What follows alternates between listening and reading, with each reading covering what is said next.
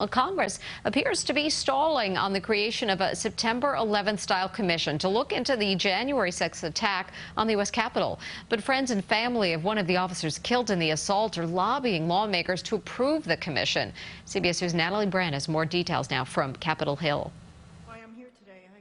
Usually I'm staying in the background, and I couldn't stay quiet anymore. Gladys Sicknick, the mother of fallen U.S. Capitol Police Officer Brian Sicknick, and his girlfriend Sandra Garza are meeting with several Republican senators, urging them to vote yes on the 9/11 style commission to look into the January 6th attack on the Capitol. We just don't want any other people to get harmed or for this to happen again. It was a terrible tragedy, and we don't want anyone else to get hurt. At least 10 Republicans would need to vote with Democrats to overcome a procedural filibuster in the Senate.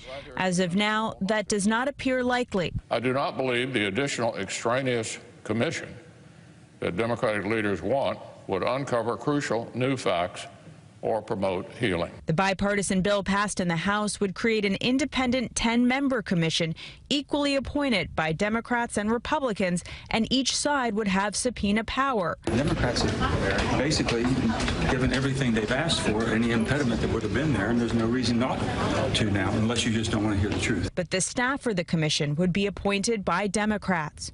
Republican Senator Susan Collins has proposed an amendment that would equally divide the staff positions as well. That is what I have been working on, to make sure that it truly is balanced, fair, and bipartisan. Democratic lawmakers say the Republican opposition has less to do with the makeup of the bill and more to do with politics. Senate leader, Republican leader, warned his conference that January the 6th commission could hurt the Republicans politically.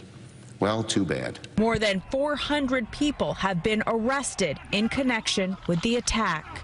Natalie Brand, CBS News, Capitol Hill.